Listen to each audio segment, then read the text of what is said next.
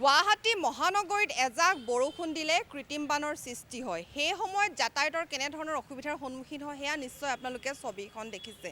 কিন্তু ৰাজপথ বা উপপথৰ কাষত যিসমূহ দোকান আছে, ব্যৱসায় প্ৰতিষ্ঠান আছে, তেওঁলোকৰ কেনেকুৱা ধৰণৰ প্ৰভাৱ পৰে সেয়া আমি আজি আপোনালোকক দেখুৱাবলৈ চেষ্টা কৰিম।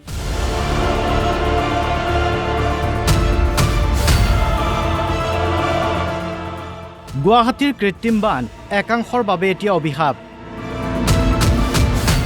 কৃত্ৰিম বান মানে সকলো দিশৰ পৰাই লোকচান। আমি ক'ব বিচাৰিছোঁ একাংশ ব্যৱসায়ীৰ কথা। এনে একাংশ বিপণীৰ জৰিয়তেই তেওঁলোকৰ পৰিয়াল ঘৰ চলি আহিছে। তেওঁলোকৰ মূৰত যেন সৰগ ভাগি পৰে যেতিয়াই গুৱাহাটীত কৃত্ৰিম বানৰ সৃষ্টি হয়, কাৰণ কৃত্ৰিম বানত ডুব যায় তেওঁলোকৰ বিপণীখন।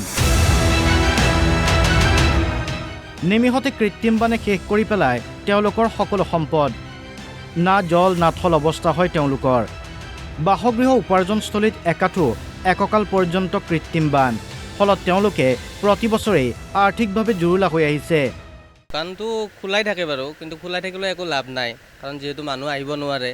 খুলিনো আৰু কি হ'ব, বন্ধও ৰাখিব নোৱাৰোঁ, দোকানৰ খৰচাৰ কথা আছে, মান্থলিত আপোনাৰ ভাড়া দিব লাগে, এমপ্লয়ৰ কথা আছে, গতিকে বহুতখিনি প্ৰব্লেমেই হয়। পানী হ'লে নিশ্চয় আপোনালোকে গমেই পাই আছে কিমানখিনিলৈকে পানী হয়। মানুহ আহিবৰ একদম উপায় নাই, তাৰমানে ব্যৱসায় আৰু বেলেগটো নাই। বহুখিনি লোকচান হয়, আপোনাৰ বস্তুও বহুখিনি পেলাবলগীয়া হয়।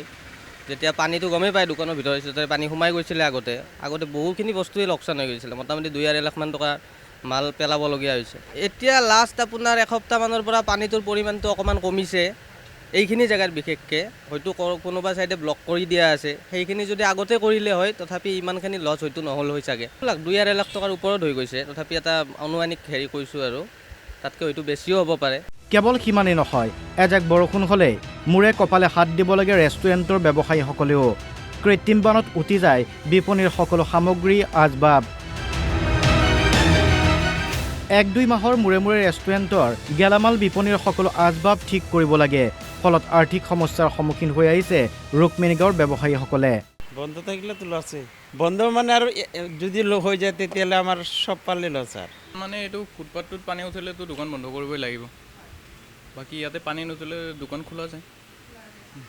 যেতিয়ালৈকে পানীটো নাযায় ফুটপাথৰ পৰা তেতিয়ালৈকে বন্ধ হৈ থাকে দোকান, লোকচানো হয়।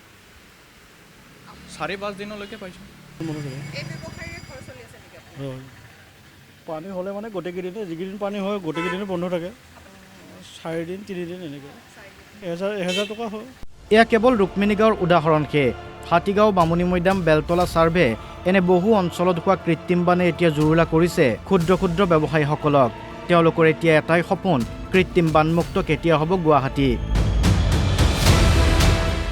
আনহাতে প্লাষ্টিক গুৱাহাটীৰ কৃত্ৰিম বান সৃষ্টিৰ অন্যতম প্ৰধান কাৰণ। নলা নৰ্দমাত পৰা প্লাষ্টিকৰ আৱৰ্জনাবোৰে পানী বৈ যোৱাৰ পথ সম্পূৰ্ণৰূপে বন্ধ কৰি দিছে, যাৰ ফলত এজাক বৰষুণতেই সৃষ্টি হয় কৃত্ৰিম বানৰ। এই দৃশ্য ৱাৰলেছৰ। নলাৰ পৰা ওলাই আছে দমে দমে প্লাষ্টিকৰ বটল। প্লাষ্টিকৰ বেগ, বটল বা অন্যান্য সামগ্ৰী নলাত পেলাই দিয়াৰ ফলত পানীৰ সোঁতত উটি গৈ নলাৰ মুখ বা ঠেক অংশবোৰত জমা হৈ বন্ধ হৈ পৰে নলাসমূহ। ভিডিঅ' জাৰ্নেলিষ্ট দীপজ্যোতি কাকতিৰ সৈতে happy Bora report, Assam live 24।